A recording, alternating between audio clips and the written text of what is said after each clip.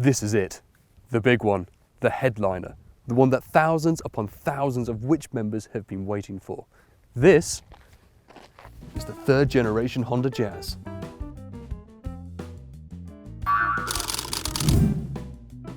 That might sound a little over the top, but consider this. Since the first Jazz came out in 2002, it sold over 300,000 units in the UK and 5 million around the world. It currently makes up about 40% of all Honda sales and is one of the most popular cars with Which members. So what's new? Well, Honda say this car is going to redefine the market through its added space, versatility, refinement and technology. First up, space. Arguably one of the most important changes is that this new Jazz is 95mm longer than the last one. That doesn't sound like much, but Honda say this new design should give passengers sitting in the rear more leg and knee room, while giving more shoulder room to all passengers both front and rear. So does it all work? Well, yes, I think so. I'm 6 foot tall. I've set up the driver's seat for me, and I've now clambered into the back, and as you can see, I've got plenty of leg room, knee room and headroom. I think I'd be comfortable in this car on long journeys. However, if I'd drawn the short straw and I had the middle seat for a long journey, then I'm not going to be very comfortable. As you might be able to see, the middle seat's elevated compared to the others, and sitting on it, it's not very comfortable at all. The boot is also a bit bigger. Our tests found the last Jazz had 260 litres of boot space up to the window line with the seats up. That extends to 740 litres if you drop the seats.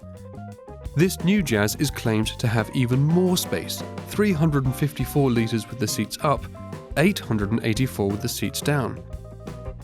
It's nice to see that Honda is stuck with its magic seat system. Just to quickly flip up the seats, and you instantly have a nice big usable space. Historically, the Jazz has had a rough and bumpy ride. The latest version has an upgraded suspension and new damper systems to try and improve the ride quality and reduce vibrations felt in the cabin. The softer suspension does seem to have worked. On a B road like this, it irons out the bumps quite well. And if you turn into a gravel track, well, naturally you'll feel something more in the cabin. It's not too bumpy and really shows that the softer suspension has actually worked.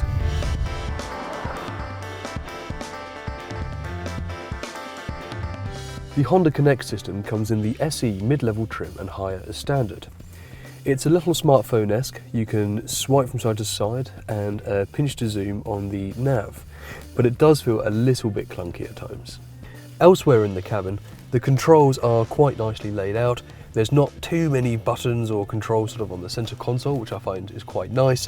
There are quite a lot of controls on the steering wheel, which is nice because it sort of places it around the driver. And the big speedo in the middle is simple but effective. However, it's all slightly offset by these sort of cheap hard plastics that you get throughout the cabin, making it feel a lot less refined than it should be, especially for the price that you pay for this car. The new Jazz is launching with a 1.3 petrol engine, which produces 101 brake horsepower and is mated with either a manual or automatic continuously variable transmission, or CVT, gearbox. The last Jazz we tested fell quite short of its MPG claims, so it'll be interesting to see how well this car does when we get it to the lab. What lets this car down slightly is the engine is quite noisy, particularly when accelerating. It's quite rough, and it makes the ride feel a little unrefined. The seats inside the Jazz are comfortable, as are the big plush headrests. However, together with the B-pillars, the headrests do restrict visibility when you're trying to look out to the side.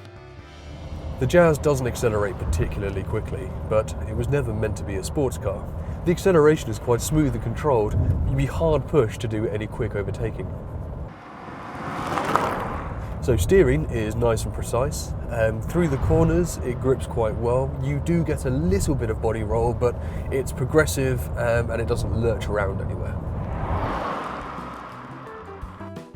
The Jazz is, however, pricey. The most basic of the three trims starts at $13,495 and rises to $17,425 for the flagship model. We'd opt for the mid-level SE trim, which adds the Honda Connect and front and rear parking sensors, among other features. However, the mid-level trim does cost $14,595. That's more expensive than some great cars in the Super Mini class, such as the Volkswagen Polo, Mazda 2 and Ford Fiesta. The Jazz was never going to be the most sporty or exciting of cars, and let's face it, it's not much of a looker either. But it is very practical, and with its magic seat system and the oodles of space throughout the car, it's one of the most versatile cars in its class. And to boot, it's from a brand that has a particularly good reputation amongst Which members. But we're not really going to know just how well it performs until we get it into our test lab, where we sort out the best buys from the don't buys. Click on the links below to sign up for a £1 membership to Which, to find out more about the Honda Jazz, and to find the best Super Minis we've tested.